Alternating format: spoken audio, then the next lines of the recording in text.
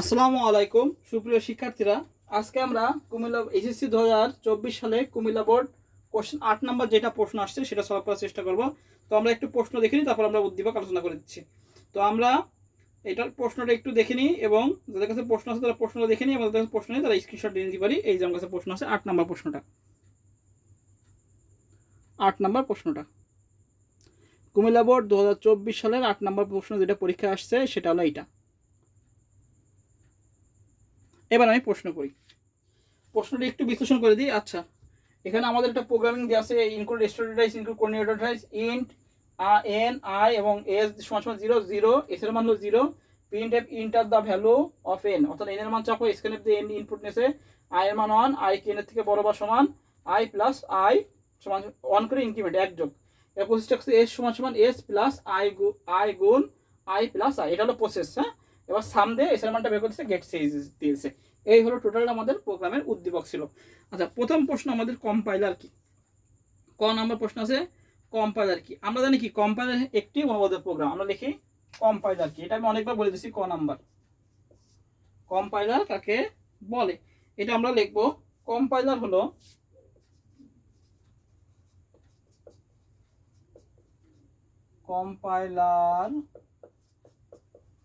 হলো একটি কি অনুবাদক প্রোগ্রাম,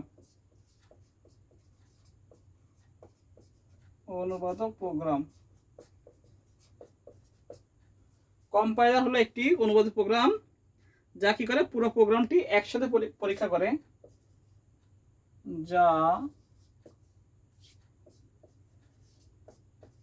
পুরো প্রোগ্রামটি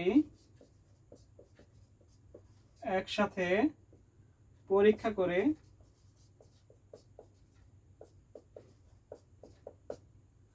কি করে মেশিন কোডে রূপান্তর করে, মেশিন ভাষায় রূপান্তর করে। আমরা লিখতে পারি মেশিন কোডে রূপান্তর করে, মেশিন কোডে রূপান্তর করে। তাহলে কম্পাইলার কি, আমরা লিখব কম্পাইলার হলো একটি অনুবাদক প্রোগ্রাম যা পুরো প্রোগ্রামটি একসাথে পরীক্ষা করে মেশিন কোডে রূপান্তর করে। আমরা আরো সংজ্ঞা দিতে পারি, কম্পাইলার কি করে, কম্পাইলার হলো উচ্চ স্তরের প্রোগ্রামকে নিম্ন স্তরের প্রোগ্রামে রূপান্তর করে। আমরা আরেকটা সংজ্ঞা দিতে পারি, কম্পাইলার হলো কি উচ্চ স্তরের ভাষাকে বা উচ্চ প্রোগ্রামকে বস্তু প্রোগ্রামে রূপান্তর করে। আমরা অনেকগুলো সংজ্ঞা দিতে পারি, তাহলে এটা হলো অ্যাপ্রোপ্রিয়েট, সবার কাছে ভালো লেগেছে এই জন্য এই সংজ্ঞাটা দিছি। কম্পাইলার হলো একটি অনুবাদক প্রোগ্রাম যা পুরো প্রোগ্রামটি একসাথে পরীক্ষা করে মেশিন কোডে রূপান্তর করে। এটা অ্যাপ্রোপ্রিয়েট সংখ্যা, এটা যদি লিখতে পারেন তাহলে খুবই ভালো হবে।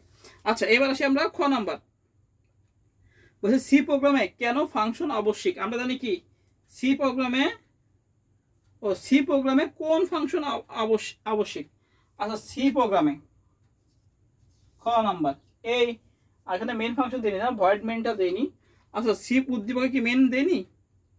আচ্ছা, উদ্দীপকে এখানে কিন্তু মেন দেয়নি, হ্যাঁ এখানে আসে ভয়েড মেন। সেটা উদ্দীপকে কোন ফাংশন, মেন ফাংশন, উদ্দীপকে যে মেন ফাংশন থাকে, হ্যাঁ সেটা কি আমাদের বলছে সি প্রোগ্রামে কোন ফাংশন আবশ্যিক। আমরা লিখবো সি প্রোগ্রামে, লিখে দিই সি প্রোগ্রামে মেইন ফাংশন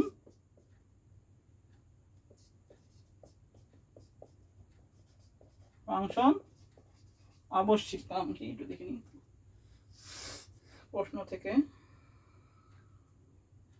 কোন ফাংশন আবশ্যিক, তাহলে মেইন ফাংশন আবশ্যিক। সি প্রোগ্রামে কোন ফাংশন আবশ্যিক, অবশ্যই সি প্রোগ্রামে কি আমাদের মেইন ফাংশন আবশ্যিক। এবার অবশ্যই আমরা লিখব যে সি প্রোগ্রামে প্রত্যেকটি সি প্রোগ্রামে একটি মেইন ফাংশন অবশ্যই থাকবে এবং প্রোগ্রামের কার্যকারিতা শুরু হয় এই মেইন ফাংশন থেকে। আমরা সুন্দর করে লিখে দেবো, হ্যাঁ সি প্রোগ্রামের মূল এটি হলো মেইন ফাংশনই সি প্রোগ্রামের মূল ফাংশন। এখান থেকে প্রোগ্রামের কার্যকারিতা শুরু হয়। প্রোগ্রাম কিন্তু আগে স্টুডিওরাইজ কোঅর্ডিনেটরাইজ দেখে না, আগে মেইন ফাংশন খুঁজে মেইন থেকে ভিতরে ঢোকে যখন প্রিন্টএফ দেখে তখন উপরে চলে যায় যে স্টুডিওরাইজ আছে কিনা। হ্যাঁ, তাহলে সি প্রোগ্রামে কোন ফাংশন আবশ্যিক, অবশ্যই মেইন ফাংশন। আমরা লিখবো সি প্রোগ্রামে মেইন ফাংশন অবশ্যই থাকতে হবে, কারণ আমাদের কি যে মেইন ফাংশন এখান থেকে প্রোগ্রামের কার্যকারিতা শুরু হয় এবং সি প্রোগ্রামে মেইন ফাংশন থাকা অত্যন্ত জরুরি এবং প্রত্যেকটি প্রোগ্রামে একটি করে মেইন ফাংশন থাকবেই। হ্যাঁ, মেইন ফাংশনের পরে আমরা সেকেন্ড ব্র্যাকেট দিয়ে কী করি, শুরু করি, সেকেন্ড পদ্ধতিতে শুরু করি। হ্যাঁ, মোটামুটি এগুলো আমরা মোটামুটি লিখে আমাদের আসলে আসবে। লিখে আমাদের শেষ করে দেবো। হ্যাঁ, ক্লিয়ার? তাহলে ক নাম্বার শেষ। এবার আসি গ নাম্বার, বলছে উদ্দীপকের প্রোগ্রামটির অ্যালগরিদম লেখো। এইটার অ্যালগরিদম লিখতে বলেছে। তাহলে আমরা প্রথমে অ্যালগরিদম লিখতে যখন বলেছে, তাহলে আমরা প্রথমে অ্যালগরিদমের সংজ্ঞা দিয়ে দেবো যে সমস্যা সমাধানের জন্য যুক্তিসম্মত ও পর্যায়ক্রমিক ধারা বর্ণনাকে অ্যালগরিদম বলে। হ্যাঁ, এবার আমরা অ্যালগরিদম শুরু করব। সবাই তো অ্যালগরিদম লিখবে, যে ধাপ 1 প্রোগ্রাম শুরু করি, হ্যাঁ, ধাপ 2, কিন্তু আমাদের একটু বেশি নাম্বার পাওয়ার জন্য আমরা অ্যালগরিদমের সংজ্ঞাটা সবসময় আগে দিয়ে দেবো, তাহলে আমরা 3 এর ভিতর 3 পাবো। আচ্ছা, এবার আসি গ, বলেছে অ্যালগরিদম। এইটা আমরা জাস্ট সংজ্ঞা দিয়ে দেবো, সমস্যার সমাধানের জন্য যুক্তিসম্মত ও পর্যায়ক্রমিক ধারা বর্ণনাকে অ্যালগরিদম বলে। এইটা অ্যালগরিদম করতে বলছি, আমরা লেখা শুরু করি অ্যালগরিদম। ধাপ 1, প্রোগ্রাম শুরু করি। অনেকে শুরু লেখে, আমরা প্রোগ্রাম শুরু করে লিখলাম আর একটু ভালো বেশি করে। ধাপ 2, ইনপুট হিসেবে কিসের মান নেবো, এই এন এর মান নেবো। ইনপুট হিসাবে লিখে করা ভালো। হ্যাঁ, অ্যালগরিদম লিখে করা ভালো। ইনপুট হিসাবে এন এর মান গ্রহণ করি। ইনপুট হিসাবে এন এর মান গ্রহণ করি। এবার আমাদের কি আছে, এস এর মান এবং আই এর মানটা বলে দিতে হবে, যে এস এর মান 0 আর আই এর মান 1, তাই তো? এস এর মান 0 এবং আই এর মান 1, সেটা আমাদের বলে দিতে হবে, যে এস এর মান 0 হলো 0 এবং আই এর মান 1। তাহলে ধাপ 3 আমরা লিখবো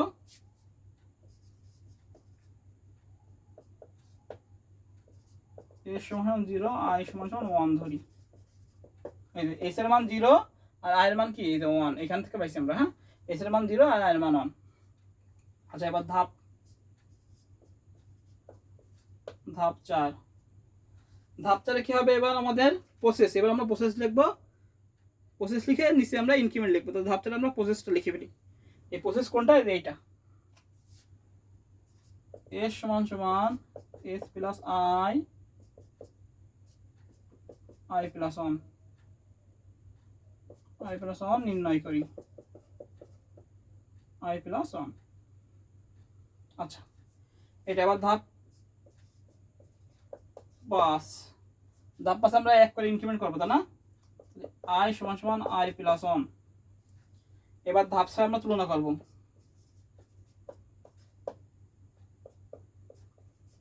আই এর মান কি একবার করে দিচ্ছি, এন এর চেয়ে একটা হয় বড় বা সমান, ওই বড় বা সমান দিয়ে করে দিচ্ছি, এন এর চেয়ে বড় বা সমান। তাহলে কি হবে, হ্যাঁ হলেই আমাদের যাবে। আর এটা আমি করে দেবো, আই এর মান কি এন এর চেয়ে ছোট, বড় বা সমান হলে কি হতো, না হইতো, না হলে কি হতো, 4 নং ধাপে যেত। এটা হলো কি আমাদের আই এর মান কি এন এর চেয়ে ছোট। তাহলে আমরা ক দিয়ে লিখবো, যদি হ্যাঁ হয়। একবারে সহজ করে দিচ্ছি, এখানে আমরা লিখে নেবো তুলনা। হ্যাঁ, উপরে একটু লিখে নিই তুলনা। তুলনা লিখে এবার লিখবো আই এর মান কি এন এর চেয়ে ছোট, যদি হ্যাঁ হয়,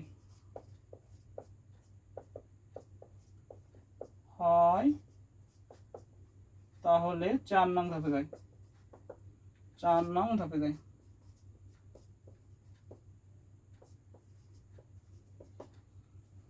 যদি হ্যাঁ হয় তাহলে 4 নং ধাপে যায়, যদি না হয়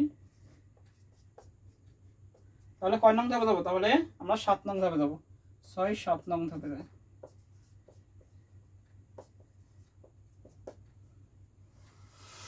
আর ধাপ 7 আমরা ফলাফল এস এর মান প্রদর্শন করব।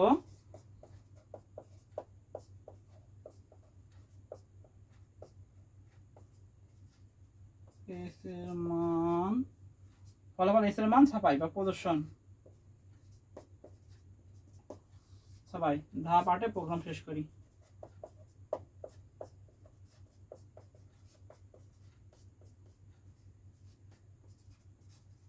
আসলে গরম পড়তেছে। এই হলো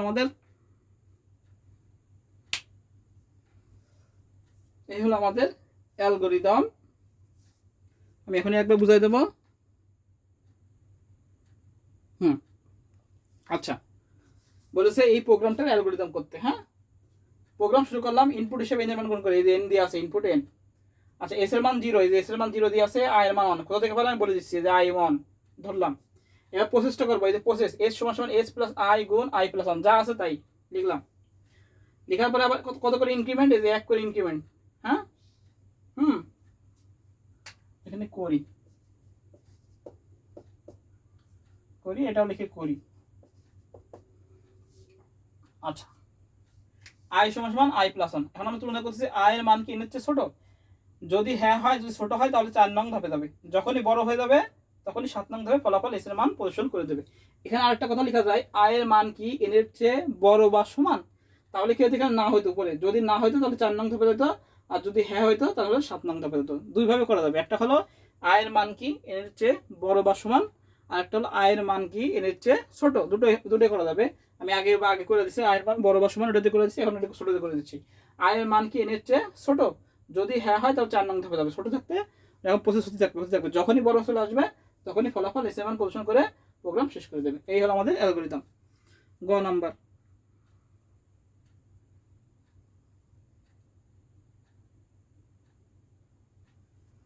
আমরা তুলে নিই। গ নাম্বারে অ্যালগরিদম বলেছে আমাদের শেষ, যা এটা দেখে আমরা এটা করে দিছি।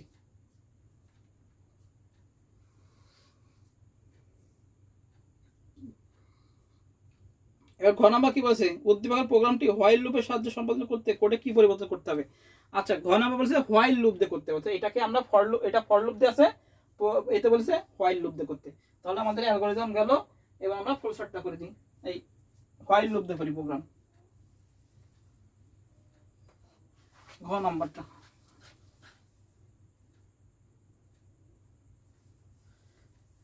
আচ্ছা এবার ঘ নাম্বার বলেছে প্রোগ্রাম হোয়াইল লুপ দিয়ে। আচ্ছা, তাহলে এটা হলো হোয়াইল লুপ দিয়ে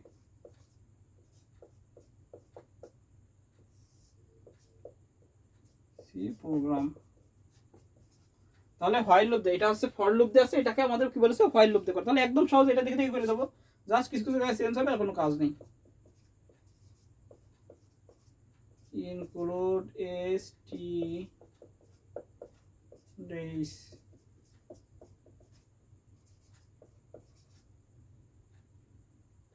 include conio.h, এখানে ভয়েড মেনটা দেইনি, আমরা দেবো ভয়েড মেন বা ইন্ট মেন, যে যেটা পারি, কোনো সমস্যা নেই। আচ্ছা, ইন্ট দে, একই ইন্ট এন আই এর সমান সমান 0, একই কাজ, কোনো পরিবর্তন নেই। প্রিন্ট এফ আমরা একই লিখবো, print F inter the value of N.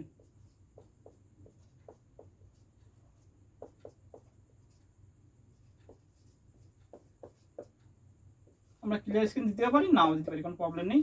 Inter the value of on, যেহেতু প্রোগ্রাম যেহেতু দিয়ে দিচ্ছে, আমি ওইভাবে লিখে দিচ্ছি, হ্যাঁ, প্রোগ্রামের মতো করে। আচ্ছা, এবার আছে আমাদের স্ক্যানএফ।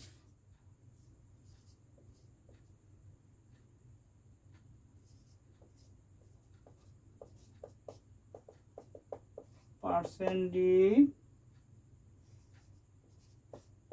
ইনপুট নিলাম, এবার আমাদের চেঞ্জ আসবে। আচ্ছা, হোয়াইল লুপে কন্ডিশনটা আগে আসে, যে হোয়াইল লুপে এইটা আগে সবসময়। তাহলে এটা আমরা লিখি হোয়াইল লিখে ওই কন্ডিশন যেটা আছে আই শুধু দেখে লিখে দেবো, কোনো কাজ নেই, এত ইজি প্রশ্ন। এই যে হোয়াইলে কি আমরা কন্ডিশনটা লিখে ফেললাম। এবার কি আছে, লিখার পরে এবার কি হবে, আমার ভিতরে ঢুকবে, ভিতরে ঢুকে প্রসেস আর ইনক্রিমেন্ট হয়। আচ্ছা, এবার ভিতরে ঢুকি, এই ভিতরে ঢুকলাম, সেটা কি প্রসেস, যা আছে তাই, এস সমান সমান এস প্লাস আই গুণ আই প্লাস 1। এই আরেকটা আছে আই সমান সমান আই প্লাস 1, এক করে ইনক্রিমেন্ট গেল, ক্লোজ হলো, এই ক্লোজ করে দিলাম। এবার প্রিন্টএফ দিয়ে আমাদের যা আছে এটা বের করে দেবো, প্রিন্টএফ, আর গেট সাইজ দিয়ে আমরা প্রোগ্রাম শেষ করে দেবো। প্রিন্টএফ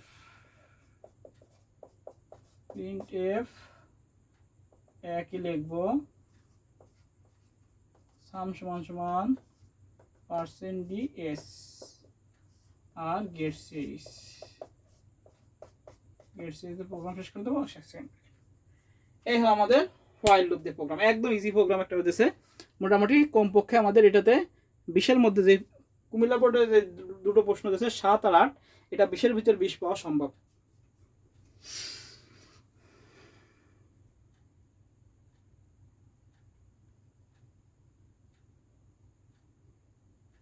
আচ্ছা, এবার আমি একটু আলোচনা করে দিচ্ছি। বলছে কি যে প্রোগ্রামটা ছিল প্রথম গ নাম্বার বলছে অ্যালগরিদম, করে দিলাম অ্যালগরিদম। এটা ঘ নাম্বার বলেছে হোয়াইল লুপ দিয়ে করতে, তাহলে এটা ফর লুপ দিয়ে করা আছে, হোয়াইল লুপ দিয়ে। এই পর্যন্ত সেম, এই যে আমাদের স্ক্যানার পর্যন্ত সেম লিখলাম, স্ক্যানার পর্যন্ত সেম, উপর থেকে স্ক্যানার পর্যন্ত। এখানে জাস্ট ভয়েড মেনটা দেবো, এখানে ভয়েড মেনটা দিইনি, আমরা ভয়েড মেনটা দেবো বা ইনমেন্ট যে যেটা পারি সেটা দেবো, ঠিক আছে। এখানে ভয়েড মেনটা ওরা দিইনি, মানে এটা ভুল করেছে স্যার। এই পর্যন্ত আমরা দিলাম, দেওয়ার পর এইটা হলো ফর লুপের গঠন। আমরা এটা না করে কি বলেছে হোয়াইল লুপ, প্রথমে হোয়াইল সবসময় এই কন্ডিশনটা আগে আসে, এটা লিখলাম কন্ডিশন, ভিতরে ঢুকবো, ভিতরে ঢুকে কি হয় সবসময় প্রসেস হয়, প্রসেস হলো যে যা প্রসেস ছিল সেটা লিখে দিলাম, এস প্লাস আই গুণ আই প্লাস ওয়ান। এটা কিন্তু ওই এতে দিয়ে আসে, মানে এই উদ্দীপকে দিয়ে আসছিল কত করে ইনক্রিমেন্ট, 1 করে ইনক্রিমেন্ট, এখানে আই প্লাস সমান সমান 1 দিয়ে আসে, তাহলে 1 আই সমান সমান আই প্লাস 1 গেল। এবার ক্লোজ করলাম, প্রিন্ট এফ দিয়ে আমরা সামেশন বের করে দিলাম, গেট সিরিজ দিয়ে আমরা প্রোগ্রাম শেষ করে দিলাম। তো এই হলো আমাদের কুমিল্লা বোর্ড 2024 সালের 8 নম্বর সলভ। তাহলে আজকের ক্লাস এই পর্যন্তই। সবাইকে আসসালামু আলাইকুম। আর যারা নতুন তারা এই চ্যানেলটিকে সাবস্ক্রাইব করে দেবো, হ্যাঁ।